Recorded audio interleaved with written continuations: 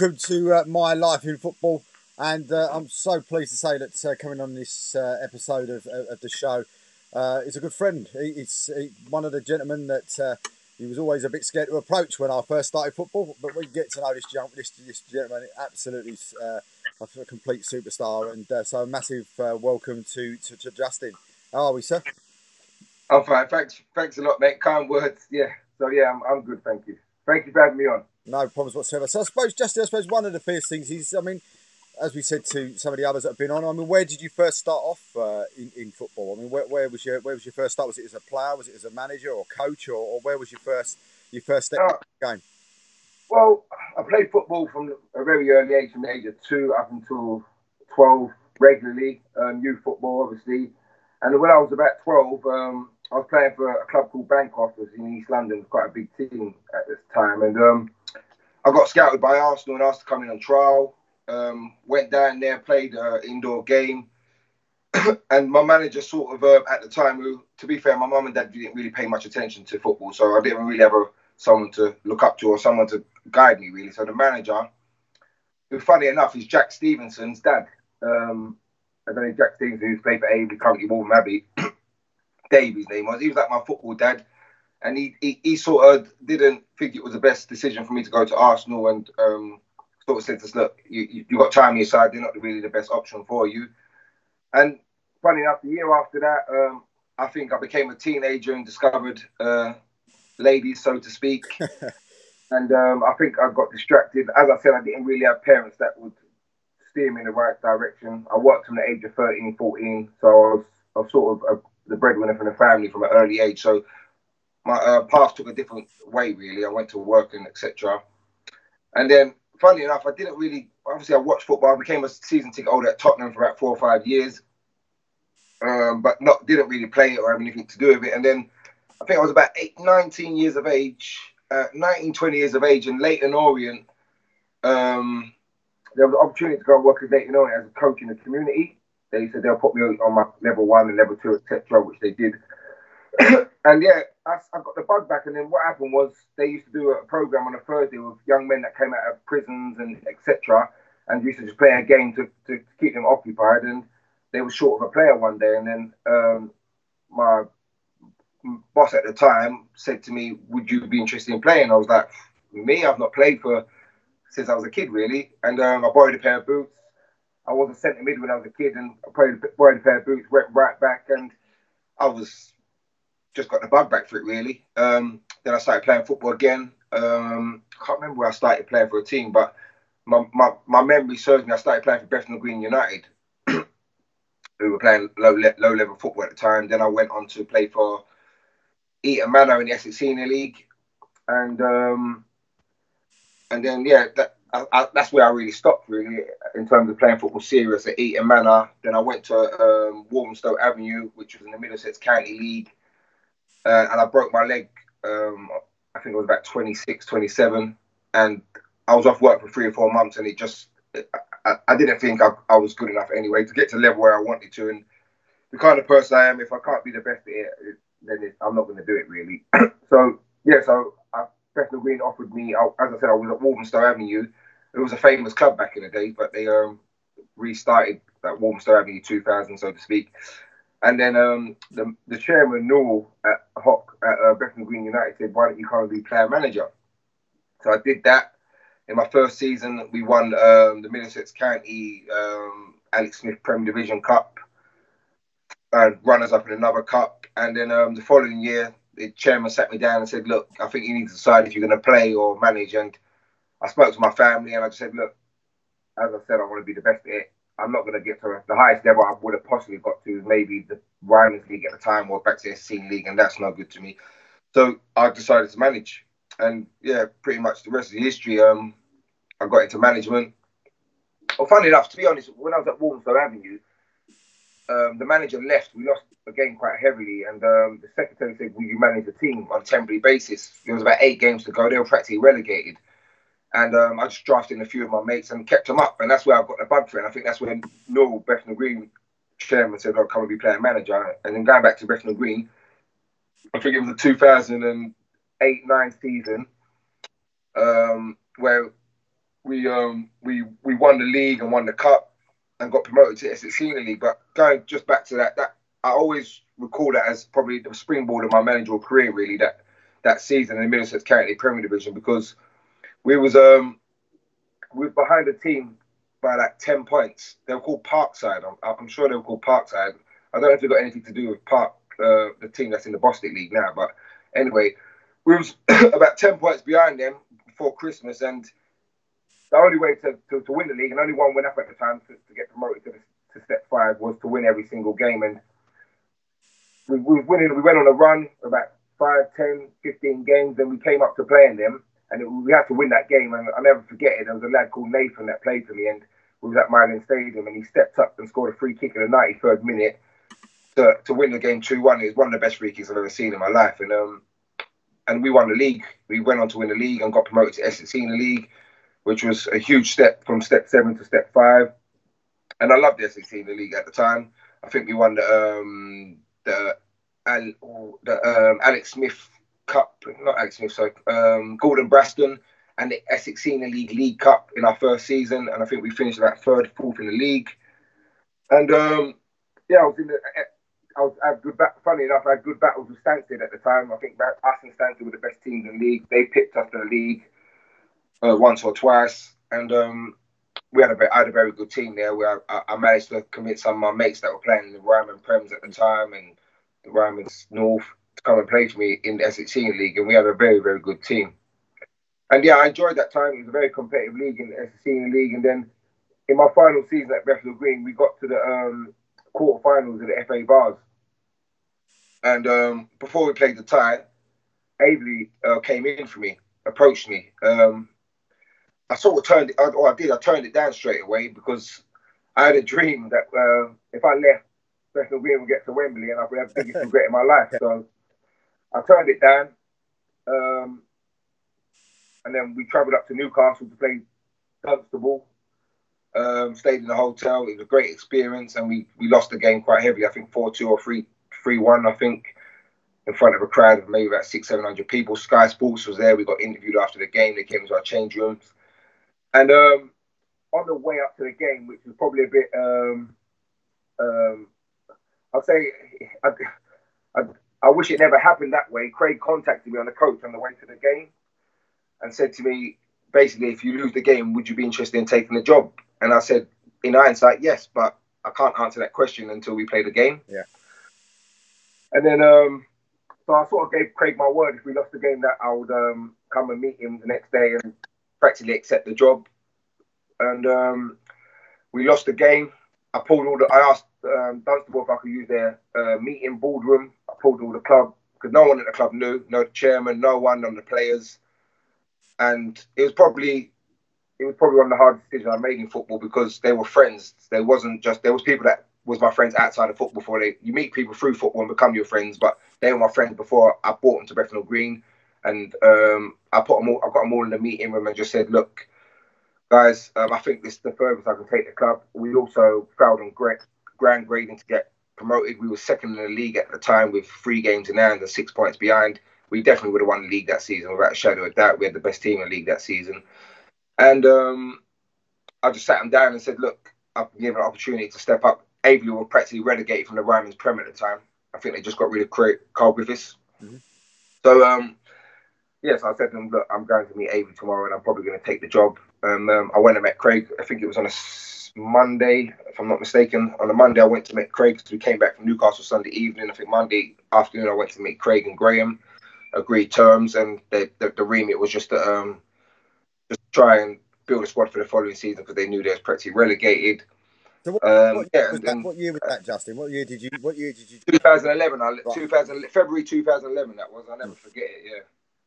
So good times of course at Bethnal Green. Going on to them, literally, was that a completely different sort of standard of football from the Essex Senior League? Was it a big jump? I know some people say to me there's quite a big jump between the leagues in non-league, but was it a big jump from Essex Senior League to Ryman's Prem? Yeah, Ryman's Prem. From the Middlesex County to Essex Senior League. Yeah. So from what one? From moving into Aveley, was that a big jump for you? Okay. Obviously it was. It's two levels on paper, but I didn't feel that it was a big jump for me personally. No, because my ambition is and at the time was to manage as high as possible. So no, I think I came in and done quite well. I don't think the team won any games in about 10 or 15 games. I think we got some good points and probably was, I'm not sure how many points, we were probably about 5 or 6 points from staying up, if I'm not mistaken, and the club was buried really. So it was that I think that helped me to sort of get the support on my side and the fans on my side, and yeah, I enjoyed it. If I'm honest with you, I think my first game was Wingate and Finchley at home. We lost 2-1, last minute winner. They scored. Then we went to Lowestoft, and at Lowestoft at the time, I think they were playing in front of crowds of 3, 4, 5,000. That was a big culture shock to me, if I'm honest with you, because I've gone from Bethnal Green, which at the time, to be fair to Bethnal Green, was 200 people was watching us at the Milan Stadium because we built a good fan base up there. And then when we went to, obviously, Aveley, there was probably maybe in the Ryman's Premier, probably about 180, 200 as well. So going to Lowestoft on a Saturday, and yeah, when I saw their big stand, it was full, and it was quite a bit of a shock. But we lost the game 1-0, and the best that always stuck in my head because the Lowestoft supporters, like I said, 3, 4,000, and clapped our players off the pitch.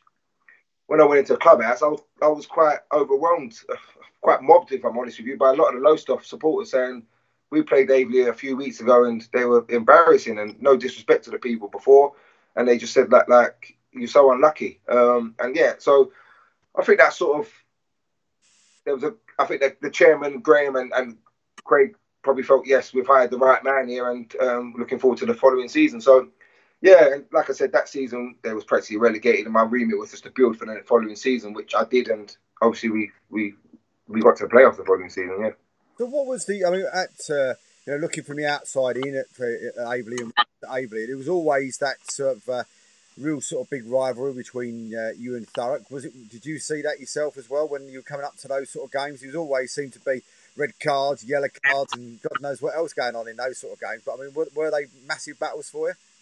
Well, honestly, the truth is the rivalry started between we played Thurrock at home, and we beat them in my first season in the Ryman's North at the time, and someone came up to me and said it's the first time Aveley ever beaten them in their history, or it was ridiculous years, like 80, 90 years or something. It was ridiculous. Basically, it was the first time that Aveley had beat them in probably as long as we've all been alive. And at the time, we had a good media team, and I was being interviewed at the other end of the ground. And I was one of the last to come off the pitch. All the players and etc. was on their way to the change rooms. And by the time I came off the pitch, after being given my media talk, I saw Craig Johnson and Dave Knight's father arguing. I just watched, and then I saw Mark Stimpson got involved, and I'm not going to make no secret. He called Craig a nasty word, which I'm sure you've all heard, and I'm not going to repeat it on camera. And I just felt it was bang out of order, and I told Mark Stimpson that, and that's how the rivalry started. Before that, I had no problem with Mark Stimpson, and maybe because I was supporting Craig, that's how the rivalry started. Before that, there was no rivalry between me and any Thurrock players or Thurrock management, and from that day forward, there was always animosity, really. There were always games that you looked at and you thought, especially if you was involved when I was at that time with Harlow as well, and you sort of in the same sort of leagues as well, you're looking at those thinking, wow, if we've got them in a couple of weeks' time, they might be, some of this one might be missing, or that one might be missing, or whatever else, because you just never knew. But I mean, was there any other big rivalries as well? Any stories or any rivalries that you can think of that with Aveley that you enjoyed? Well, actually, I enjoyed the Thurrock one because I've got a better record over them in terms of I've won more games than I've lost playing against them. So I enjoyed that rivalry. They said the Tilbury was rivalry. I didn't really see it, if I'm honest with you. Another one was probably Haybridge, funny enough. There was never, and I think that's still continuing now. That sort of followed me really to whatever club I went. But yeah, I don't. Apart from that, no.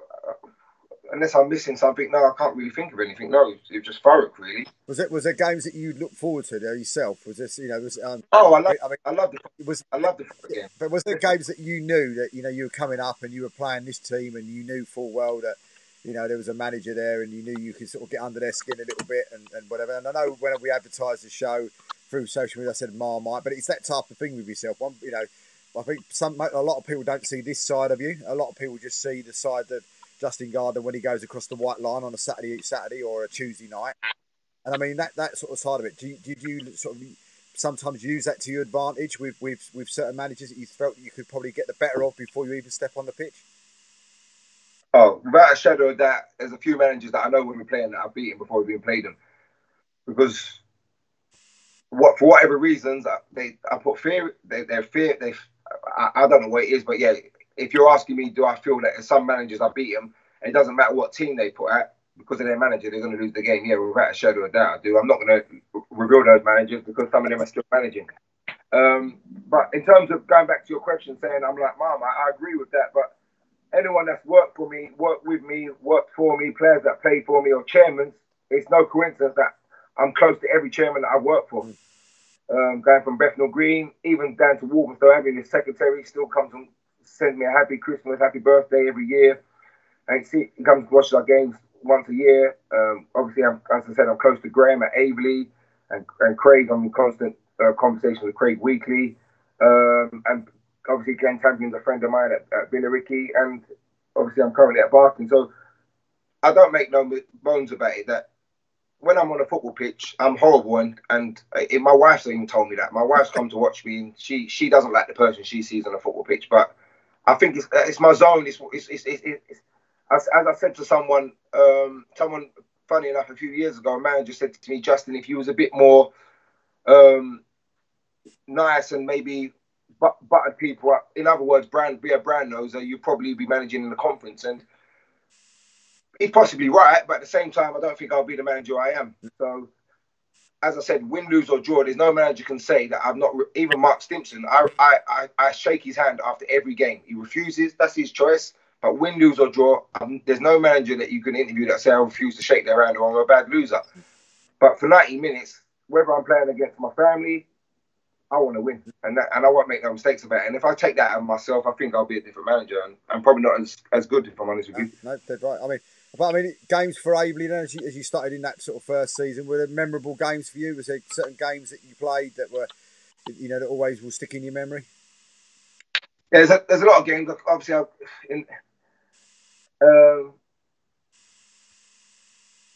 one game that stuck in my head. We went to Histon away in the FA Cup, and Histon, as you know, probably at the time was just on their way down from the conference. They got a couple of relegated a couple of leagues, and was still quite a big club, had big resources. And we went to their grand underdogs, as you can imagine, and we won 5-0.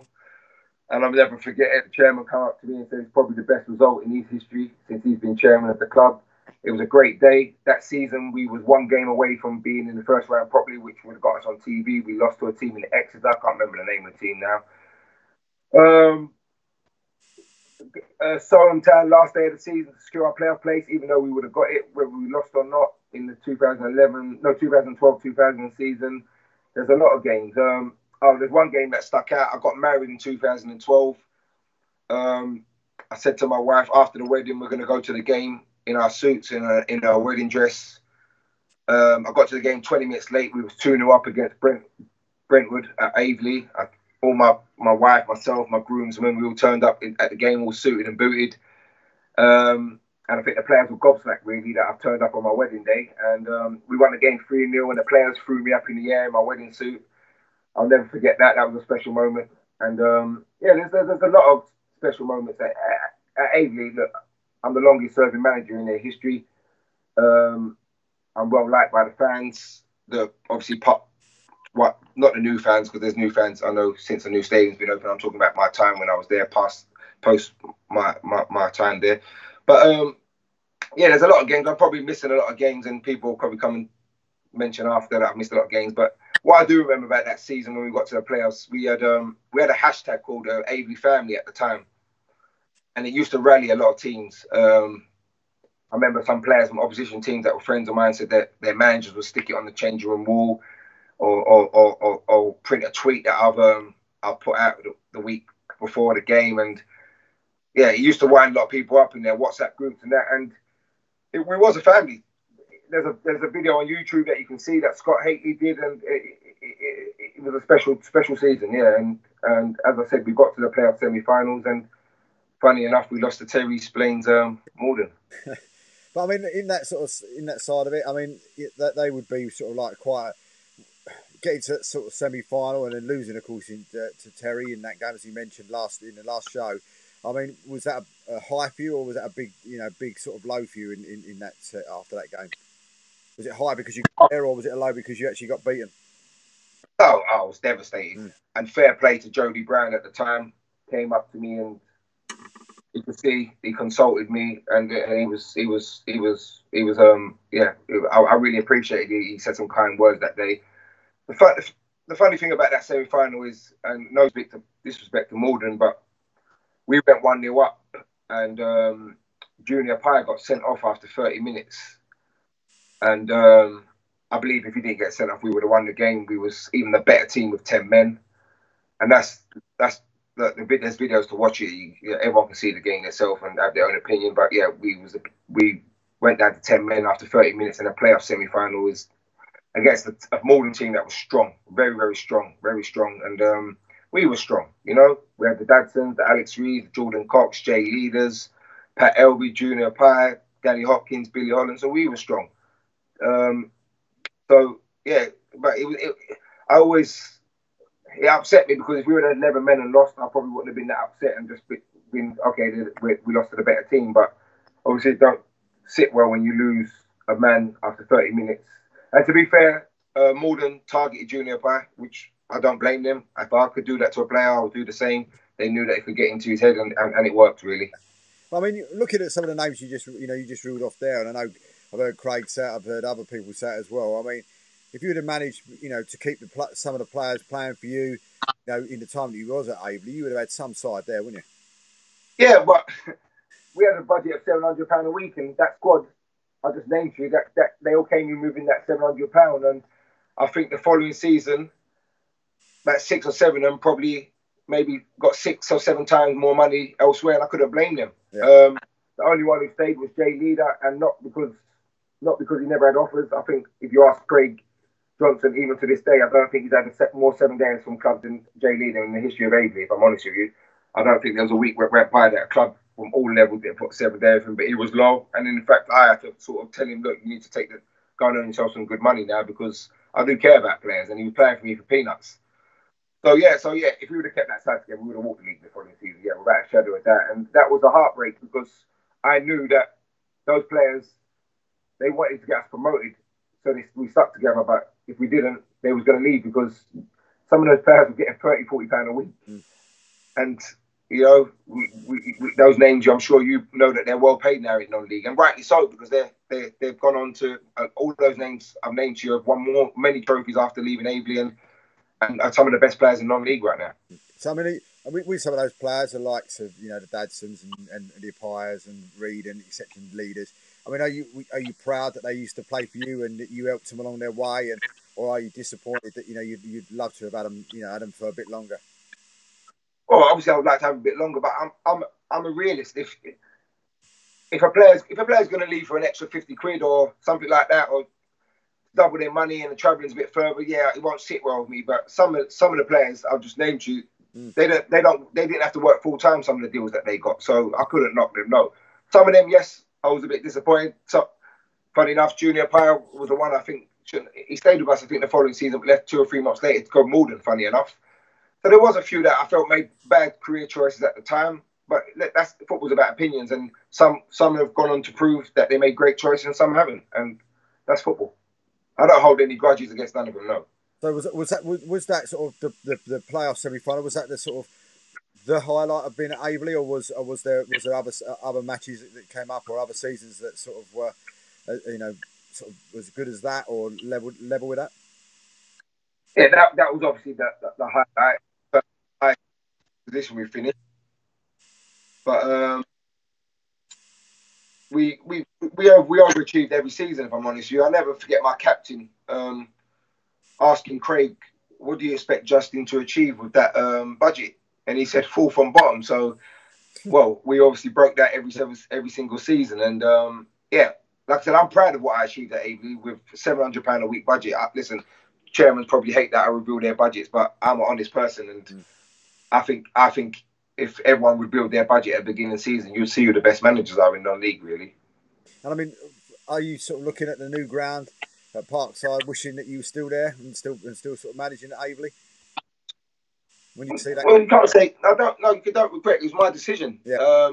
And like as I said, there was in my 4.5 years there. I never had a fallout of anyone or anything like that. But there was just something that basically didn't sit well with me when I had a meeting. I couldn't look the players in the eyes really for what the club. Well, basically, I can say a part of it, but they was going to cut the budget by £100 because if we would have gone out the Vars the following week, and I just couldn't look at the players really who I left third in the league when I left Aveley and tell them that they got to take a pay cut. So, if I'm honest with you, I was going to leave Aveley that summer. I had a few offers, but my assistant Anton Stevenson convinced me to stay. So I think that was in the back of my mind, and probably. Did I make a hasty decision? Some say I did. Some said I should have maybe just saw it that season and then gone into the new stadium. But I wear my heart on my sleeve. I don't like to have regrets in football, really. And like I said to you, Aveley are doing good things now, and I wish them all the best. I always look out for their result. But yeah, I don't have any regrets, if I'm honest with you. But yeah, Aveley is a lovely club. I mean, I'll be honest with you. You talk to people through this, and there's certain memories that you have of that person that sticks in your mind through non-league. And I haven't been in it as long as you. I've only been in it sort of 6 or 7 years. But there's you've memories of yourself. There's memories of Terry and so forth. And I think one of my biggest memories of yourself was a game against Harlow.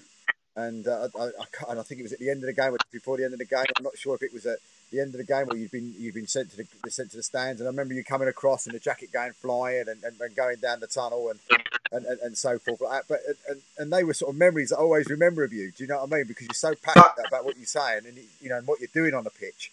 When that always sits in my mind that somebody who's as passionate as that was really sort of like up for that sort of game against Harlow. But people like Harlow with that really sort of fanatic crowd behind you. How do you cope with that? Well, actually, I never got sent off in that game. I was walking towards the tunnel because the manager of Harlow said he threatened me, and so I said, "I'll see you in the tunnel." I never got sent off in that game. Yeah, so sorry for what it was. I remember you coming towards the tunnel. Yeah.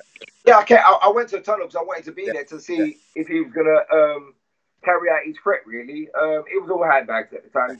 We actually get on very well now.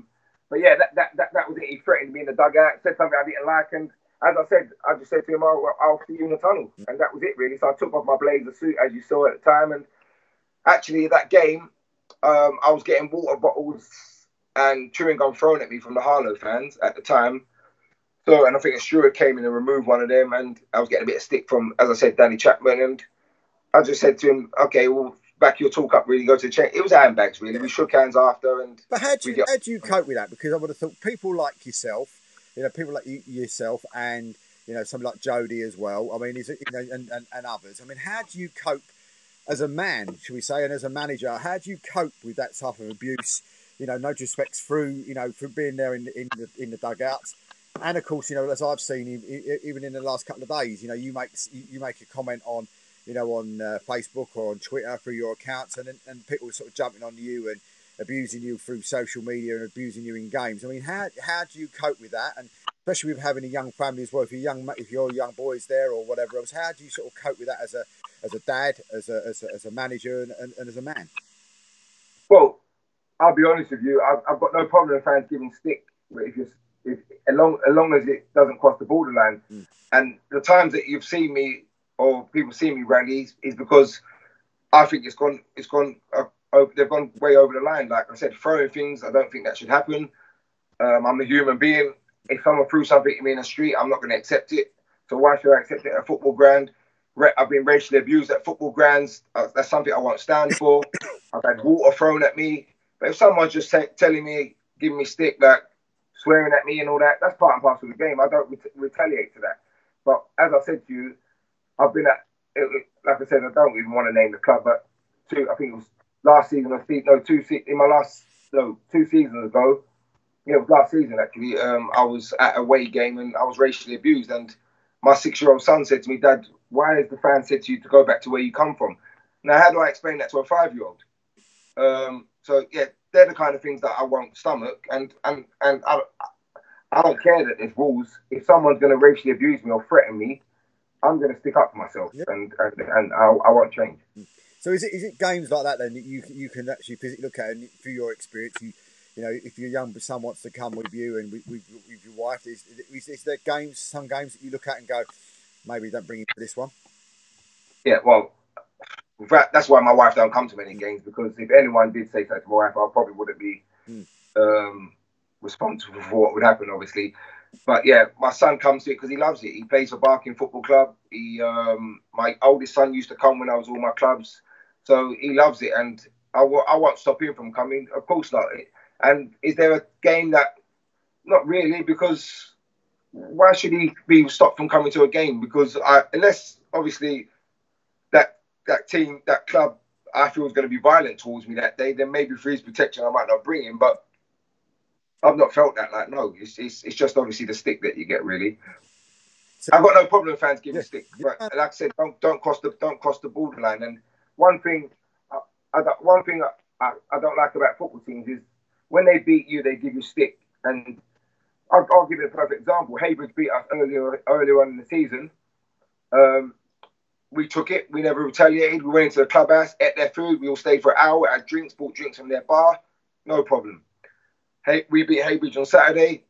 None of their fans, none of their supporters, bar, I think the vice chairman and a couple of players came into our bar. They all went straight home. The fans were giving us stick through the tunnel. So where's the sportsmanship in that? Like, if you give it, you've got to be able to take it. And that's the thing I don't like about football, really. yeah. I give it. By no means, I give it. And I have to be willing to take it when I give it. So I mean, when you left Millfield and then you went on, I mean, what was the difference between going from Millfield, as you said, £700 a week budget, and then all of a sudden we're going to Billericay and probably not a £700 a week budget? Probably, yeah. It's probably one player who was on £700 a week. Yeah. Um, oh, it was it was a whirlwind. If I'm honest with you, it didn't seem like reality. It did seem like it was another world. If I'm honest with you, but I loved every minute of it.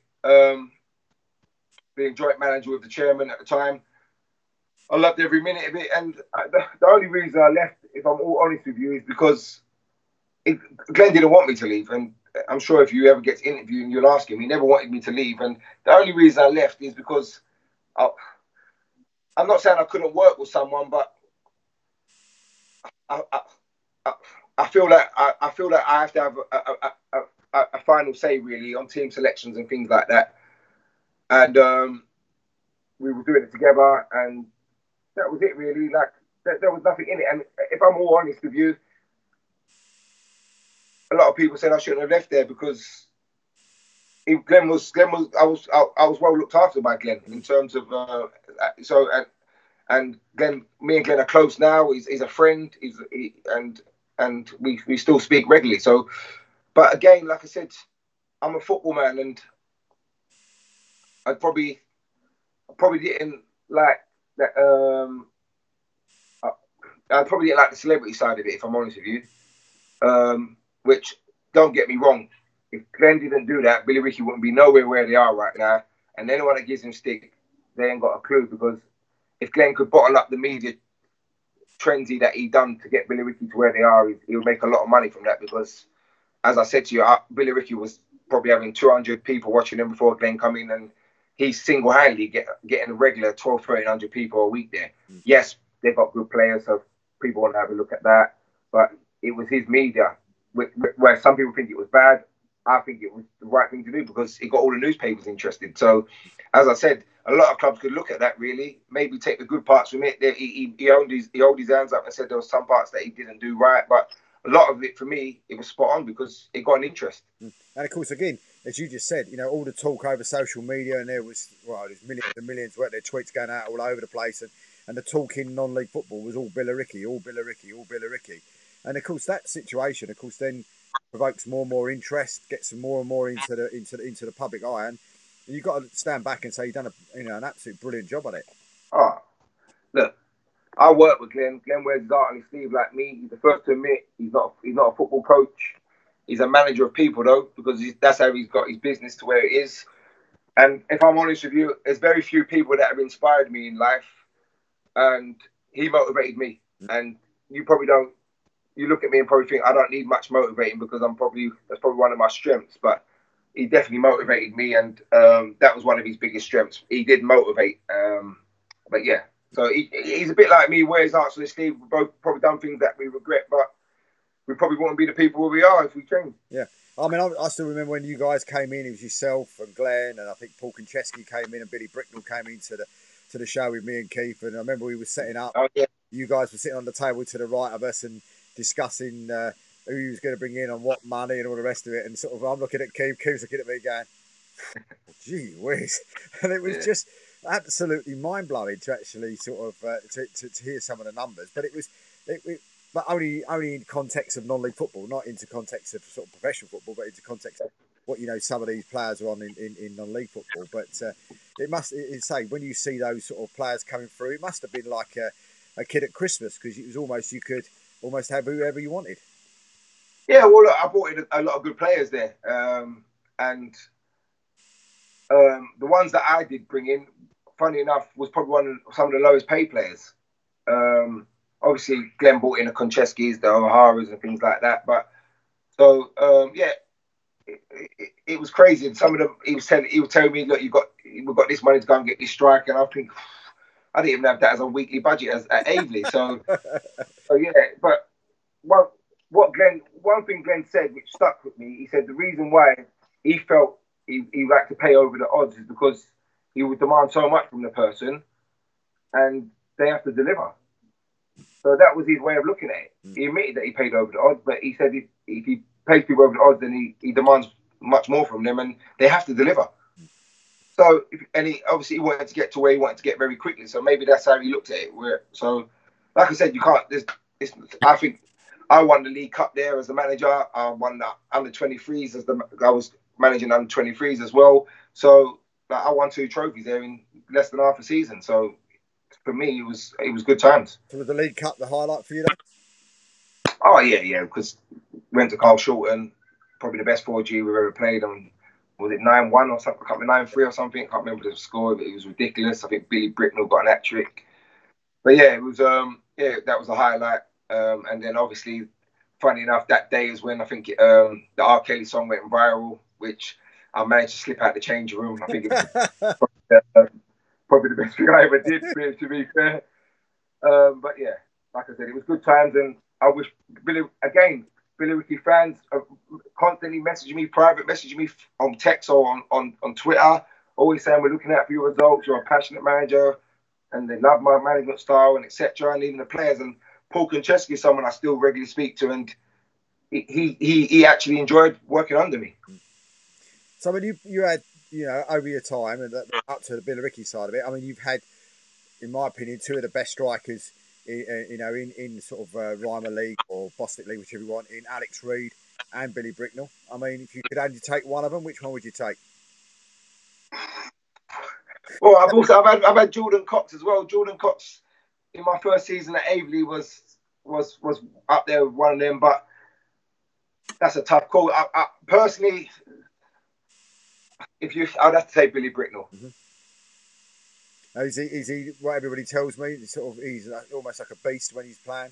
He's one of those players that he's just different gravy to everybody else. We had a young striker at Billy Ricky called Glody.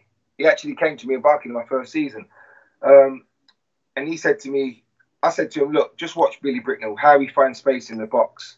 And he said, Justin, I've learnt more in 2 weeks training with this boy than I've learnt my whole career playing with people.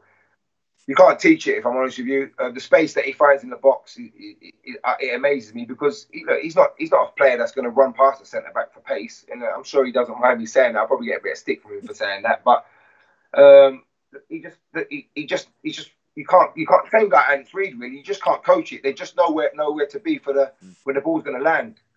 You could do as many training sessions as you want on that, but you can't. I personally don't think you can coach that. You're born with that. You're 100% born with that, and that's the biggest thing. When I just see some of the goals Billy scores, is just incredible because he just knows where to be, and he's promised me to play for me for a season before he retires, and I'll hold him to that. Play for me again, so I say. So from the Billericay experience, then, I mean, how did the Barking job come about? Well, as I said, I was at Billericay, and Steve Willis and Glenn Golby got Barking promoted from the Essex Senior League. Steve Willis has played for me for a number of years at different clubs, Bethnal Green and Averley, and he contacted me and said, "Look, if you don't come and manage the club, we're probably going to get relegated." So I said to him, "Look, I was being paid quite nicely at Billericay, so I said you have to make it worth my while." And Willis managed to himself put a package together that he sort of sponsored really to get me to come in. And I made it clear to him that I wanted to work with Glenn Golby. I didn't want it to just be me as a sole manager. And Willis said he would step down and just play. And that's what happened. And I actually enjoyed that, working with Glenn Golby, because it was two people sharing the responsibilities. We both knew the strengths and weaknesses of each other, as Glenn Golby played for me as well when I was at Bethnal Green. So I enjoyed that very much. And then Glenn Golby, due to, I think he had a little girl, a baby daughter, and commitment, Barking never trained when they was in the SEC League, believe it or not. So that's another achievement that they've done. They won the league without training. But we, obviously, when I've come in, I've tried to make it more professional, and we've gone to training 2 days a week. And Golby just couldn't commit to that. So he stepped down and he left. Yeah, obviously, I took sole charge, really. And it changed the Ryman North from when he was in it before? It's much more money in it. Much more money. When in my first season in the Bostik North, and that was no disrespect to anyone, I knew we'd make the playoffs before the season even started. Now, yeah, like I said, the money in the league is frightening. There's people that are earning probably what I earn a week in my full-time job, playing football in the Bostik North, training twice a week. So, yeah, that's the only difference, really. There's always been money in it, but like I said to you, in my first season, I think there was probably only 3 or 4 teams that had big money. The rest was probably on not too dissimilar, maybe a few £100 in it. But now, there's teams that are like fifth from bottom that we've got 3-4 grand a week wages. So it's frightening, yeah. But probably Billericay never helped that, if I'm honest with you. I'll say that because the wages that Billericay got have obviously made players think they're worth more than what they are in terms of other players that have other clubs. So that didn't help, and I think that sort of shaped non-league up, really. And there's probably obviously more money in non-league, and there's more people that want to be successful, really. And the 4G pitches are obviously helping massively to generate income for these clubs as well, the clubs that have got them. Are you for the pitches, or are you against them? As a player, I'm against them. If I played, I wouldn't want to play on them. As a manager, it's the best decision that any club can make, because you get to train twice a week. You can choose your times when you want to train. You know your training's never going to be cancelled. You're not going to have a double booking. You're not going to be scrambling to find somewhere to train on a Tuesday. And you can get all your youth teams on it. I can get my 23s to train next to me so I can watch them. The income that it's going to generate. So it's a non-brainer for me, if I'm honest with you. I mean, you were talking about the game at the weekend. I mean, that's a fantastic result. 4-1 against Hayward Swifts. I mean, must have been really enjoyable for you to beat, to put them. And I've probably broke quite a few people's bets, I would have thought, over the weekend, if they're allowed to.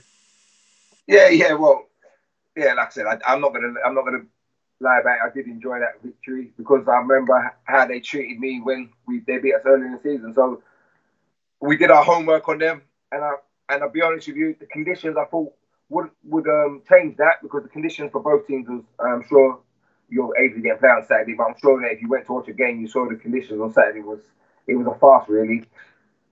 If I had my way, the game wouldn't have played, because it just wasn't a level playing field for both teams. But then saying that, we've gone and scored 4 goals. Hayward has scored 1 goal. So for the spectators, it probably was a good day and value for money. But yeah, we did our homework, and I think we adapted to conditions much better. And if I'm honest with you, we were stronger than them.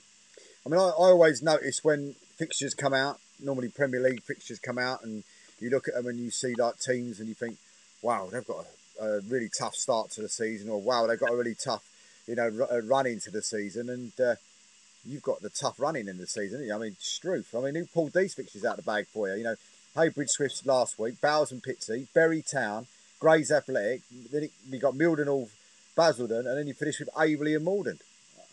Yeah. To be fair to you, you're right. I looked at those pictures a few weeks ago when, I'm not saying we was ever in danger of getting dragged into a relegation, but football's a funny old game, you never know. But I did look at them and I thought, Jesus, no one's really, the heavens ain't really praying for me, are they? But yeah, it's funny. My record against the top teams is probably better than the teams at the bottom, which is strange. I've never put my finger on it. I don't think I prepare any different. I don't know if the players prepare any different. But yeah, like I said, I looked at, you're right, after we beat Solent Town last week, I looked at our run and I thought, I think 5 of those teams in the playoffs, 4 of those teams in the playoffs, Bury are 6. Miden are fighting for their lives to stay in the league. So on paper, and there's no disrespect, you probably think the one where we should be thinking we may get a chance of getting anything will be Basildon, really. But apart from that, then you wouldn't be surprised if we lost every single game on paper in terms of the teams that we're playing against and their squads. But that probably goes the other way for us in terms of it gets us up for the game, you know. Are you looking? I mean, is the Aveley game on the 23rd? Looking at that one, and is that the first time you'll go back to Aveley as? No, I played them twice last season, beat them twice already. So yeah, sorry. That wasn't. Yeah, we played them twice already, and we played them this season already at Aveley and drew 1-1. So hopefully my record of not losing to Aveley continues. But listen, the strike force of Aveley is any team in the league would like to have one of those. They got 4: Alex Afori, Freeman, Tom Richardson, and Josiah Sambanti. So it's frightening. But like I said, we're going to be looking forward to it. We've got a few ex-Aveley players that will be looking forward to it. And it's another game, but we won't think of that. We've got Bowers next week, who are champions-elect. And we will just try to see if we can get something from them. But by no means, we don't stand a chance, really, on paper. So, I mean, one of the things you've announced in the last week, of course, and it'd be wrong to actually not mention it. I mean, you've got a new little business you've put together yourself. I mean, how did that come about? Well, to be honest with you, it's something I should have done many years ago. A lot of people have told me, but I was so focused on other things, and especially like Saturday football, that I didn't really look into it. But it's something I've been working on for the last probably 6 months. And I've got a business partner that we're going to do it together, a lady. So she will do the females, I'll do the boys. And yeah, I'm going to see how it goes. I've had a bit of interest already, and I have a good record of working with young players, teenagers. So let's see if we can work with some even youngsters, even younger than that, 4-year-olds up to 11-year-olds, and see if I can turn them into future stars. And as you said, you've got that sort of reputation of doing that anyway. So I mean, there's got to be probably quite a lot of interest. Yeah, that's the plan. Yeah, I'm hoping that my record of working with young players, and not just that, if it was a parent who's had a son that's played for me and got a younger kid now, be like, oh, I wouldn't mind Justin going to coach my son. So yeah, I'm hoping to feed off that, really.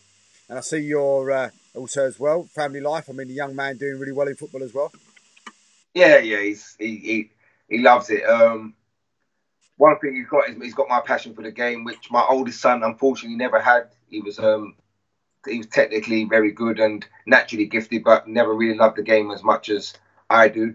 But my young son, yeah, he absolutely loves it. Sometimes, if I'm honest with you, I've had to learn from my oldest son, and I've had to stop him from playing as much football as he does, because I do feel at that age he's playing football 5 times a week, and sometimes I'm telling him it's too much.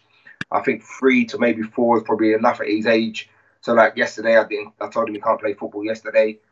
He was upset, but he played football today. He's at West Ham tomorrow. So yeah, he loves it, and as long as he enjoys it, and if he tells me, Dad, I don't want to go to football today, he doesn't go. I wouldn't force him. And yeah, he just enjoys it. And I've said to him, every time he plays a game, or I say to him, how'd you get on today? Do you enjoy it? And as long as he enjoys it, that's what I want him to do, because there's no guarantees in football. You know what I mean? As long as he's enjoying it and he's playing with a smile, that's all I want, really. So I mean, what's the you know the remit then for next season? I mean, when do you start sort of planning for next season and knowing you'll want to be in the playoffs and getting promoted next season? Well, to be honest with you, my my planning is sort of started, really. If I'm honest with you, I'm speaking to one or two players and told them not to sign contracts and deals for their next clubs for next seasons, and to sit down with me in the summer. Yeah, but if I'm honest with you, I think we've got the third best defence in the league. So my priority would be to keep those together, which I feel I will, and to add the necessary quality where we need it, because our biggest downfall this season has been lack of goals, which is so unnormal for my teams. Every year, my teams are one of the top goal scorers in the league. That's something we struggle with this season. It's down to the finances. The finances have gone through the roof. For me, just speaking to a striker, which I could have got in the past, within the budget, they want 200, 250 a week, and I couldn't afford it. But next season, I'm hoping, when I sit down with the chairman in the summer, that the budget gets increased, and not just that, the quality service that we're going to have, I think, will attract players anyway. It has done already, and we're quite a good catchment area. We're 5-10 minutes from London. We're in Essex. So I think after Haringey and Dulwich, I think we'll probably be the next best club for those Essex London-based players, really. And are you looking at that? I mean, you look at the Barking, what is it, a couple of years now they've been out of the Essex League, and that, I mean, you look at, surely teams like Bowers and Pitsea, Haringey must be sort of like a bit of an inspiration for the whole club, from what they've actually physically done. And what's to say that Barking won't be the next? Exactly. Well, I think out of the 4 Bostic teams that we've got this season, 3 of them have got 3G pitches and they're all sitting top. So that's no coincidence. And yeah, that as you said, Haringey will be the inspiration, because Haringey have gone from really nothing to they put their 3G down. I think they had a man and their dog watching them, but when they put the 3G down, their crowds have gone through the roof, which obviously generates income. So that will be something that we'll be looking to do, bring all the community, all the youth teams under one hub, and maybe not copying, but being inspired by the Bowerses and the Haringeys. Yeah, without a shadow of that. So I suppose one last question for you. What's the inspiration for you then? I mean, what's in the future for Justin Gardner? Is it I mean, are you looking to I'm not saying next year or whatever, but are you looking to go into Vanarama leagues and higher? Yeah, without a shadow of that I wouldn't be doing it if I didn't aspire to be at those levels. And that's my plan. My plan is to manage at the highest level possible. But also, you've got to choose the right chairman. Sometimes people go to jobs and it might look good on paper, but it's maybe cancerous behind the scenes. And I think I've been quite fortunate to pick the right jobs, because I have turned down, especially at Avely, I turned down a number of jobs. And one thing I will say about the Barking chairman, apart from giving me a big budget, he does everything like next to none. He's bang on. He has a plan. He has a structure. He has goals where he wants to get the club to, and so far he's ticking every one of those boxes. And the only complaint and gripe I can have with him is that he doesn't give me a big budget. But hopefully that changes soon, really. Yeah. But yeah, like I said, I've really enjoyed working for Robert Barking and Mick O'Shea, who, like I said, we all want the same things. We want youth team players to come through to the first team. We currently have 5 players that have come through the system at Barking in the first team right now, which is tremendous, because they don't have any other clubs on their CV. They're affiliated to the club, and those players will be with us next year. So that means a lot to me. Yeah. Well, listen, Justin, it's a massive. I was over the moon to say you accepted to come on the show, and great to have a chat with you on. And great for me to let other people see that maybe the Justin Gardner they see on a Saturday isn't the Justin Gardner that everybody else knows. And it's fantastic to talk to you today. I wish you all the luck in the world with everything going forward with Barking, and of course also in your own career as well going forward. All right, thank you very much, David, and I really appreciate it for having me on. I enjoyed it. Thank you. No worries at all, mate. Good night. Take care.